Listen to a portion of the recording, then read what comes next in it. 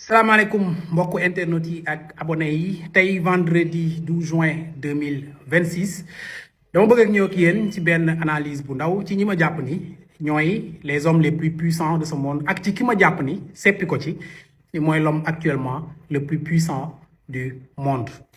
mun ngeen jàpp suñu waxee les hommes les plus puissants du monde ngeen génn ci kenn koo xamante ni munu ci dañ muy Elon Musk.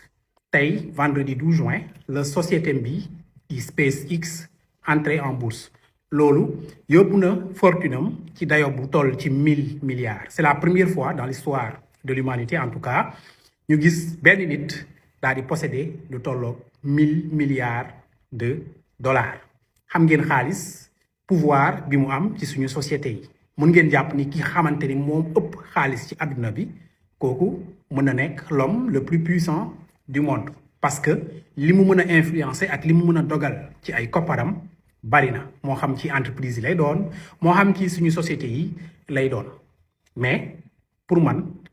Elon Musk du l'homme le plus puissant du monde. bu ñu waxee l'homme le plus puissant du monde mun ngeen jàpp ni c'est Donald Trump. xel mën naa nangu ni ki nga xamante ni moo jiite la première puissance militaire du monde, la première puissance tout court du monde muy les États-Unis kooku mën na nekk l'homme le plus puissant du monde ndax États-Unis ñoo ëpp doole militairement ci àdduna bi yépp ñoo ëpp doole sur le plan diplomatique, sur le plan de l'influence. li ñu am ci mën a influencer ay décisions ci monde bi beneen dëkk amu ko. ki jiite dëkk boobu mën nga jàpp ni c'est l'homme le plus puissant du monde mais man dama jàpp ni Donald Trump doonu ko. mën nga jàpp ni c'est Vladimir Poutine moo jiite Russie. Russie, c'est quasiment l'un des pays les plus vastes au monde. Militairement, c'est une très grande puissance. doo lim 3 grandes puissances militaires ci àdduna bi te boole woo ci Russie. boole ci kenn nanguwul am tey jii ennemi comme Russie comme ennemi. kooku ki ko jiite mën nga jàpp ni c'est l'homme le plus puissant du monde. mais pour man ba léegi Vladimir Poutine nekkul l'homme le plus puissant du monde. mën nga jàpp ni c'est Benjamin Netanyahu ak loo ko bañ jiite na dëkk boo xamante ni Israël ni ñu développé seen service de renseignement yóbbu na leen ci tey jii dëkk yu bari tey jii dañ leen di raamal di leen sukkal di leen ñaan njéggal ndax li ñu xam dafa bari. boole ci saa ñu xëyee mën nañoo song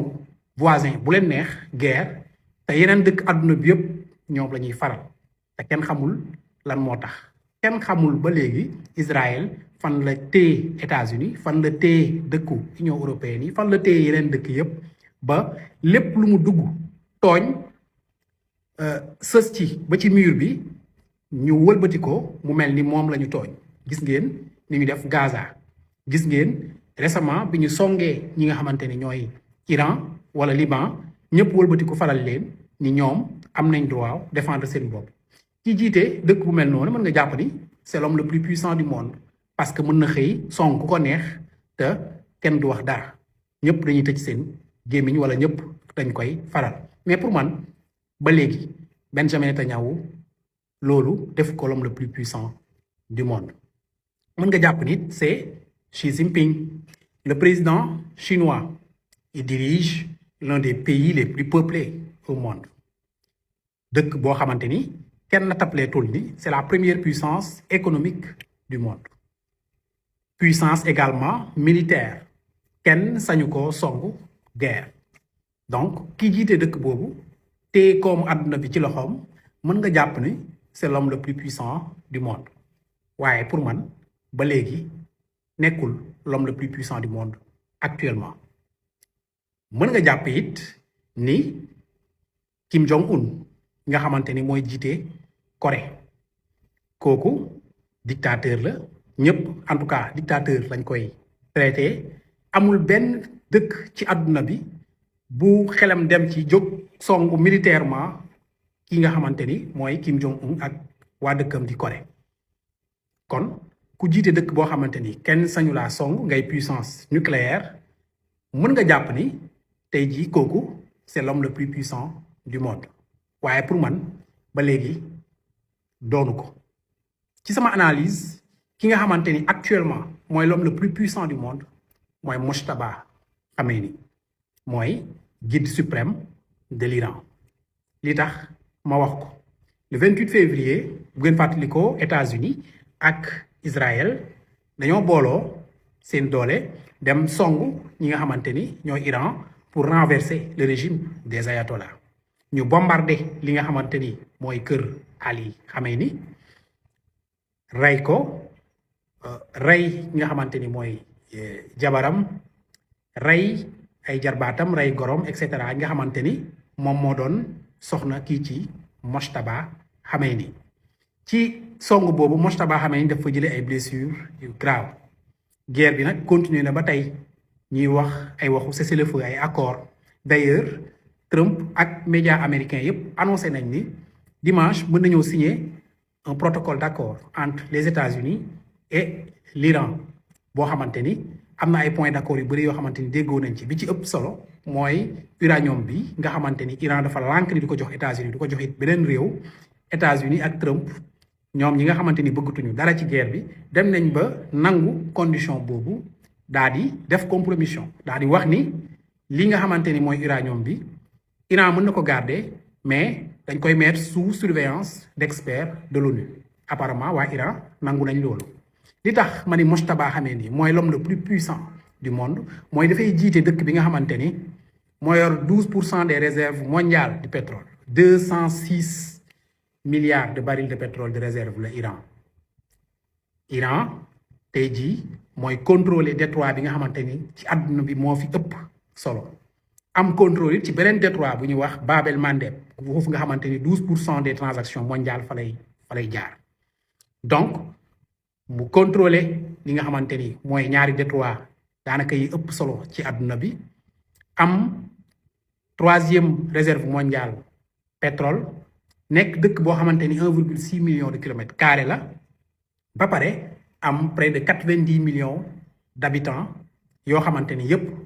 daanaka dañuy soutenir li nga xamante ni moom la nekk di xeex ak les États-Unis ak Israël dëkk boo xamante ni du puissance nucléaire jàpp leen bu baax li ma leen di wax duñu puissance nucléaire depuis 40 ans wala 47 ans dañ leen a embargo maanaam dañ leen a dagg ci àdduna bi jokkalante bi ñuy def ak yenn dëkk yi dañ ko wàññi bu baax a baax dañ leen a tëj maanaam mënatuñu génn dem mënatuñu dikk ci dëkk boobu depuis plus de 47 ans ñuy liggéey ci ay xarañteef di former ay scientifiques di former ay ingénieurs ba mën a dékku tey jii ñaari dëkk yi nga xamante ni daanaka ci àdduna bi ñoo fi gën a puissant militairement muy Israël ak États-Unis pendant près de 100 jours ñuy sànnante ay ndell di sànnante ay bomb te Iran ba léegi fi ñu taxawoon jógewuñu fa ki jiite dëkk boobu nga xamante ni tey jii moo dem ba tordre le bras aux puissants États-Unis ba ñu nangu conditions yi nga xamante ni moom la ñu tegal ci protocole d'accord pour rek mën a signer accord de paix buy permettre àdduna bi yëpp tey jii prix yi ñëwaat normal ñu libérer le détroit d'Ormuz libérer le détroit Bab el-Mandeb pour man ki jiite dëkk boobu moo gën a puissant tey jii actuellement boo koy seet ci àdduna bi dégg ngeen Trump jamono ji passé mu wax ni dafa bëgg rencontrer kii di Mojtaba Khamenei xam ngeen ni bi ñu jógee ci bombardement kër Ali Khamenei ba léegi daf ci jëlee ay gaañu-gaañu ba publiquement génnatul waaye dem na ba leer service de renseignement américain yi dem na ba leer Donald Trump ni lépp li nga xamante ni négociateurs iraniens yi dañ koy tënk moom bu ci joxewul accord am du am moo tax Trump dem ba bëgg koo rencontrer te mënu koo rencontrer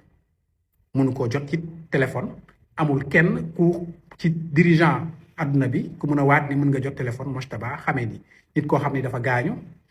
nit koo xam ni depuis des mois génnul publiquement kooku tey jii moo téye les destinées du monde entre ses mains ce qui fait de lui l'homme pour moi le plus puissant du monde mun ngeen am beneen avis ngeen partagé ko ci commentaire yi joxe critères selon lesquels ki ngeen tànn mooy l'homme le plus puissant du monde